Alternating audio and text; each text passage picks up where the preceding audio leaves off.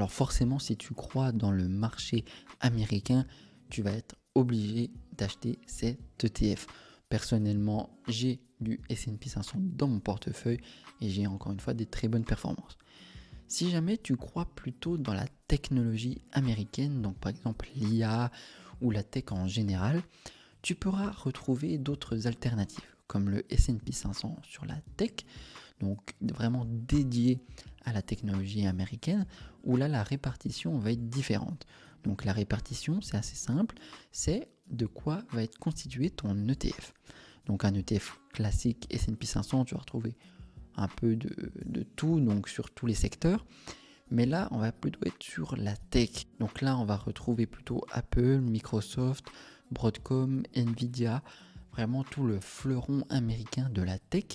Et là, les performances sur la dernière année sont juste exponentielles, plus 34%. C'est vraiment une très très grosse performance. Attention, c'est qui tout double. Effectivement, si tu crois en la tech et tu penses que ça va encore grimper ces prochaines années, c'est là qu'il faut te tourner.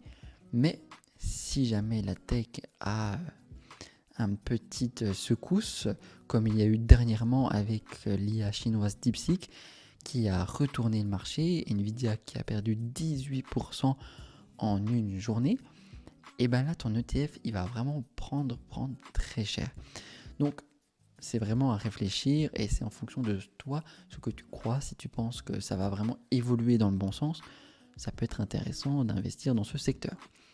Alors il y a bien d'autres S&P, donc 500 sur d'autres catégories, pharmacie, santé plutôt, disons, santé, tech, classique.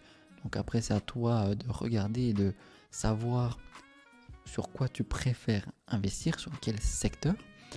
Donc si tu ne sais pas où regarder, je t'invite à aller sur Just ETF, un site gratuit où tu vas pouvoir retrouver tous les ETF qui existent. Donc tu as juste à taper dans la barre de recherche S&P 500 et tu vas retrouver toute la liste avec les différents émetteurs. Donc par exemple iShare, c'est vraiment un émetteur très connu. Donc je te conseille de bien regarder la taille des fonds. Ensuite les frais, pas qu'ils soient trop élevés. Donc une fois que tu as regardé ces paramètres, tu pourras ensuite choisir ton ETF.